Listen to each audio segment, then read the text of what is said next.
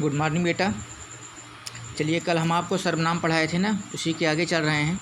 भेद तक हो गया था ना, आप यहाँ देख पा रहे हैं।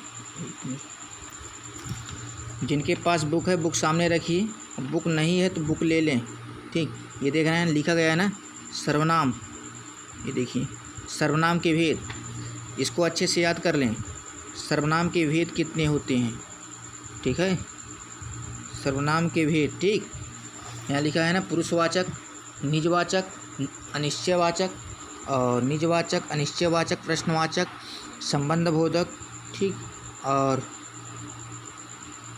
निश्चयवाचक, ठीक। इस प्रकार छः भेद है ना। आइए बात करते हैं एक एक पे।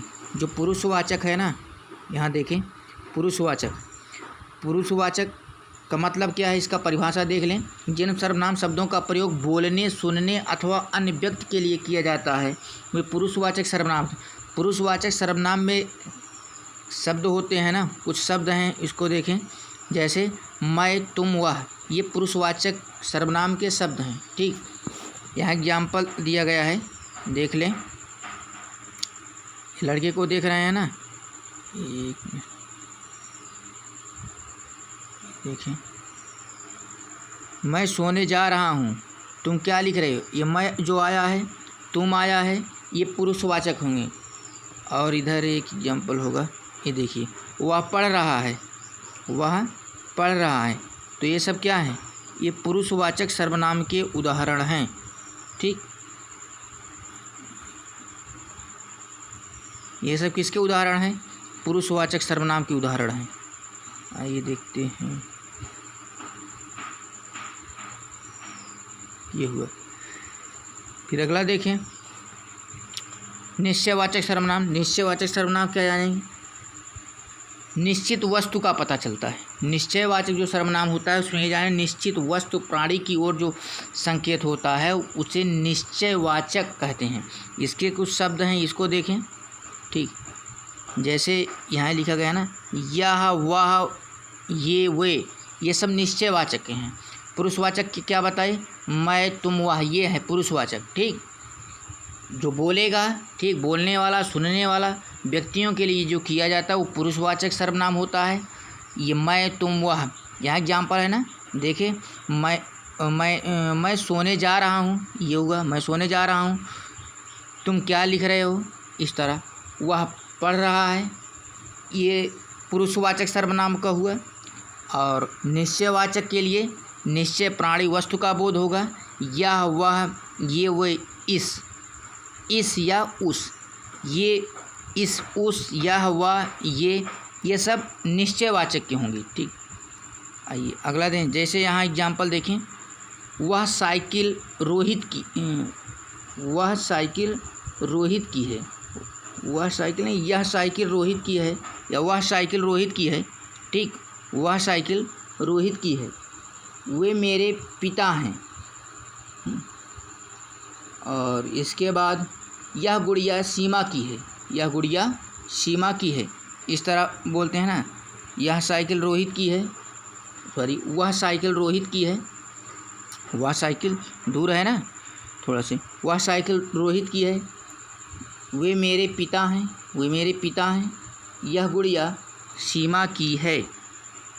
तो ये निश्चयवाचक सर्वनाम है। आइए आगे देखते हैं इसी प्रकार। इधर देखें, अनिश्चयवाचक सर्वनाम।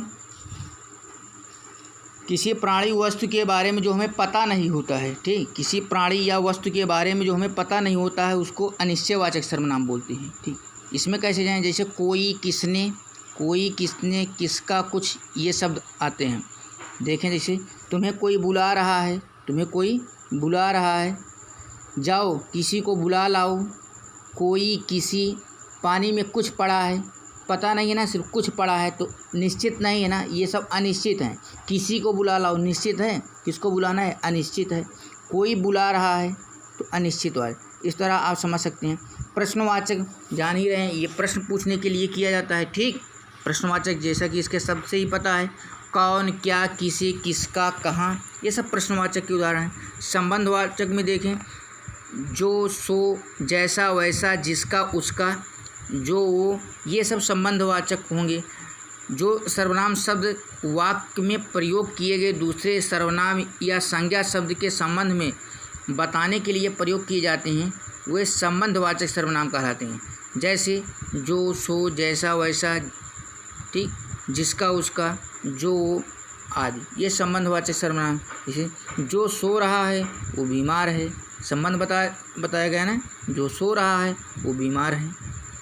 ठीक, जिसका बैट है उसका बाल भी है। ठीक, तो जिसका बैट उसका बाल, तो संबंध दर्शाया ना, इस तरह जानेंगे। जैसा रोपोगे वैसा पाओगे, जैसा रोपोगे वैसा पाओगे, तो जैसा वैसा आया, जिसका उसका आया, जो वो आया, तो ये संबंध दर्शा रहे हैं तो संबंधवाचक होंगे। अगला देखें निजवाचक सर्वनाम। निजवाचक सर्वनाम में जैसे जिन सर्वनाम शब्दों का प्रयोग अपने लिए किया जाता है, निज का मतलब क्या है, अपने लिए किया जाता है, वे निजवाचक सर्वनाम कहलाते हैं। स्वयं, खुद, अपने आप ही, स्वयं ही आदि। जैसे मैं अपना काम अपने आप करूँगी, ठीक, स्वयं करूँगी या अपने आप करूँगी, तो ये निज है ना, निज की बात हो रही है। मैं खुद ही चाय बनाऊँगी, अपने आप कर रहे हैं ना, तो निज की बात हो रही है, तो निजवाचक सर्वनाम है। मैं अपना काम स्वयं ही करना चाहूँ, तो स्वयं, खुद, अपने आप, ये सब निज के लिए, निजता के लिए बात, तो निजवाचक सर्वनाम बोलेंगे। ठीक, आइए इसको आप लोग करिएगा, ठीक है। ऐसे देखिए, उचित सर्वनाम शब्द से खाली स्थान भरना है। तुम मेरे साथ घूमने चलोगे, यहाँ क्या होगा, तुम मेरे साथ घूमने चलोगे, यहाँ कौन सा सर्वनाम भरा जाएगा। बताओ सर्वनाम कितने प्रकार के हैं, पहले तो ये याद होना चाहिए ना, तभी तो भरेंगे। इसमें अनिश्चयवाचक सर्वनाम रखेंगे कि प्रश्नवाचक रखेंगे कि संबंधवाचक सर्वनाम रखोगे कि निजवाचक सर्वनाम कि निश्चयवाचक सर्वनाम, क्या होगा बताइए। ठीक, जो उचित होगा वो सर्वनाम भर दीजिएगा। आप लोग इसको करके दीजिएगा, ठीक, और हम कल इसको हल भी दे देंगे। लेकिन खुद सोचिए क्या होगा यहाँ, कौन सा, पहले तो ये जाने सर्वनाम कितने प्रकार के हैं, ये याद कर लीजिए अच्छे से समझ करके। अनिश्चयवाचक होगा, प्रश्नवाचक में क्या भरें, जरा देखो बाहर ... आया है, यहाँ कौन सा सर्वनाम, निजवाचक सर्वनाम रखेंगे, उसके शब्द होंगे कि संबंधवाचक सर्वनाम के, कि प्रश्नवाचक, कि अनिश्चयवाचक, कि निश्चयवाचक, ठीक, कि संबंधवाचक, पुरुषवाचक, कौन सा सर्वनाम यहाँ भरा जाएगा। अगला देखें, इनके कौन, जैसे निजवाचक सर्वनाम है, इसमें कौन कौन से शब्द आते हैं, प्रश्नवाचक हैं कौन कौन से शब्द आएंगे, संबंधवाचक सर्वनाम जो भी पीछे पढ़ा है ना, इसको सब याद कर लीजिए। अनिश्चयवाचक, तो इसको आप देख लीजिए, पूरा भरिएगा।